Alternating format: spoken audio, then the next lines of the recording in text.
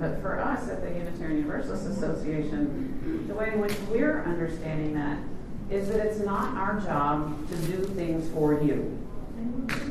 It's not our job to create every resource that we think that you're possibly going to need. It's our job to connect to the great innovative things that are happening among you and help other people connect to that. Asking, where is the capacity already?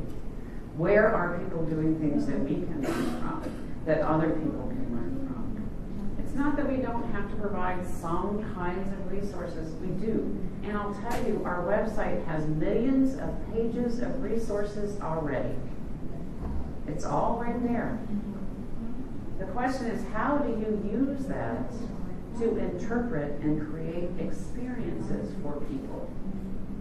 So it's our job to then help you create the frameworks for that experience rather than to flood you with more information. Anybody need more information? Need more on the website? So our question is not what can we build, but who is building it and how can we connect to them? And our question is not who owns it, but how can we work together? How can we connect with the many, many other ways in which people are experiencing religious community that we can connect to? And the implications for congregations, I think, are pretty staggering. So a lot of this is a great book called Liberating Hope by Michael Piazza that goes into what we call Church 2.0 thinking. What are the ways in which congregations need to transform to meet the needs of this emergent community? One of the first things is to move to multi-generational as much as possible. People are separated by age all week long. They're looking for an opportunity to come together as families, as multiple generational communities. And by segregating them all the time, we're replicating their frustration at that separation. Doesn't mean that there's still not some age-appropriate things that can happen, but that can't be the majority of our congregational experience. That we have to shift from, what we've been teaching for a long time, I hate this because I taught this for 10 years, is that all you have to do is do excellence. You just have to do excellent worship, you have to have excellent programs. Well, it turns out that's not enough. I hate that when that changes. That unless we're using that excellence to leverage people's ability to engage with it themselves, we're missing the point. We're missing the point. Otherwise, we're back to that consumerist mentality, right? So we also have to move from how do we serve the people among us, the people who have already signed the membership book, what do they want to do, how can we make them happy, to how can we send our membership into the world to serve the community. Big paradigm shift.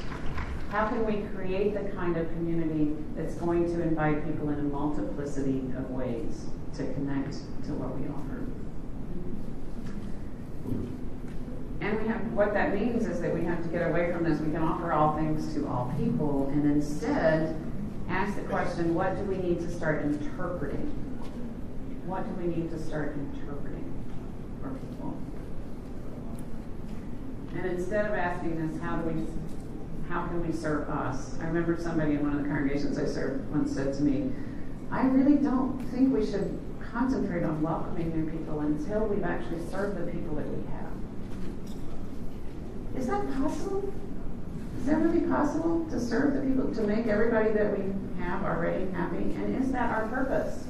To walk into a community and close the door behind us? Because we found it and now we need to serve the people who are already there. Is that really our purpose?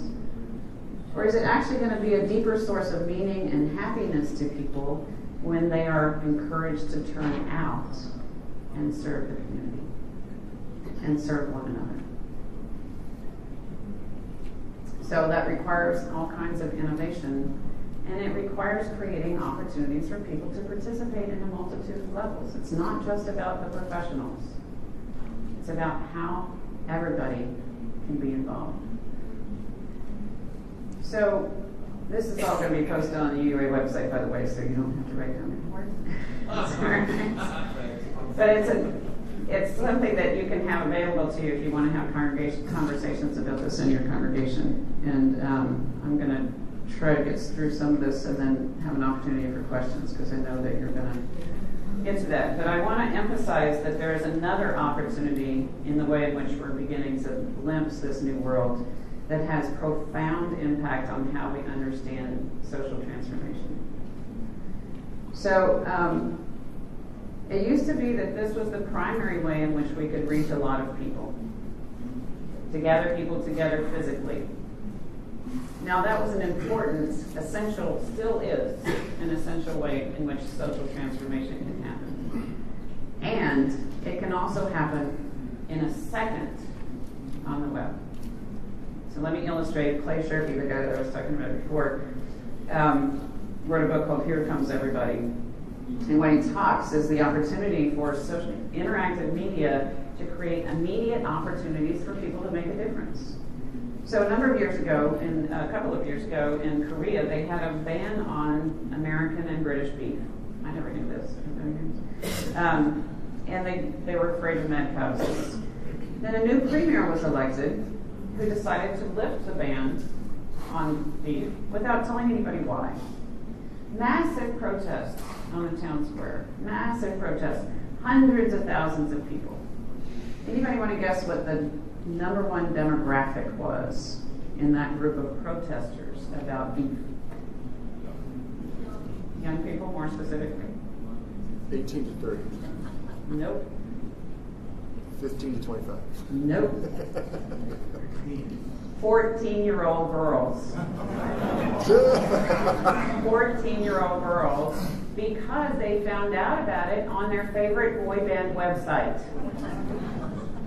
That's how they learned about something that began to be important to them. And because it was a bunch of 14-year-old girls, the police could not crack down on the demonstration. There are opportunities in seconds to create a chance for people to make a difference. And that changes our whole set of assumptions about what we can do in terms of social transformation. So if we continue to only offer opportunities for people to just join the protest, we're missing so many ways in which people can have an impact in the world. And we're missing a way in which Unitarian Universalism can have an impact in the world. Because I don't know about you, I'm not doing this work so that there can be more people who call themselves Unitarian Universalists.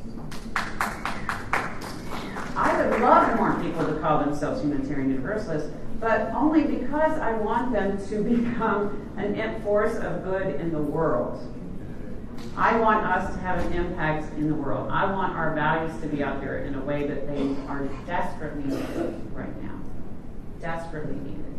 That's why I'm doing this work. So, what this means is opportunities for us to build on people's passions, to create grassroots movements, to make them values-based, and to make them immediate. And we could do this through the use of many technologies. So, did you know that your congregation has a review on Yelp? Did you know this? Almost every congregation has a profile on Yelp. How many of you know what Yelp is? Yeah, okay. You probably use it to look for restaurants. You use it to Google your congregation and see how it's reviewed on Yelp. Anybody done that? Yeah. What did you find? Was it scary or was it good? It was good. It was good. Excellent. Yeah. All right. You're glad to hear it. Excellent. Actually, this is funny because this happened just a few weeks ago.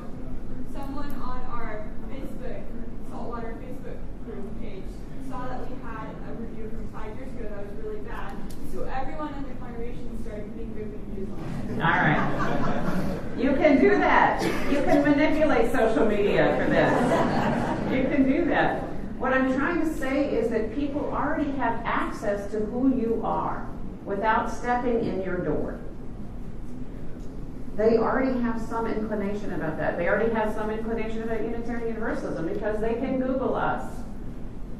They don't need more information about who we are. They need to have an experience that is a satisfying and deep experience. So, just a few assumptions, then I'm going to open this up for questions. As I said earlier, all that we do in this is not going to be fixed by having an app, by creating some kind of technical fix for this. So there's not some new program called Congregations and Beyond the UUA. It's about how we change everything. It's about how we shift our thinking.